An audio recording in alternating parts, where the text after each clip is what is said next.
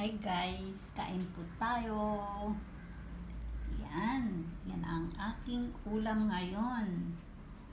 Ito ay vegetable lumpia guys. Vegetable tayo ngayon with konting rice and water. May lumpiang Shanghai dyan guys. At saka pastel. Pero mamayang gabi na lang. Total nag-iisa naman ako ngayon. Ganyan lang ako pag nag-iisa na ako guys, not because wala akong makain. Marami po. Pero yun ang gusto ang katawan ko, ang aking stomach. Yan. Ayan.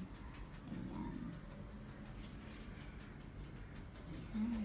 Prepare kong maaga yan guys para makakain ng aking anak bago sila trabaho. Ayan.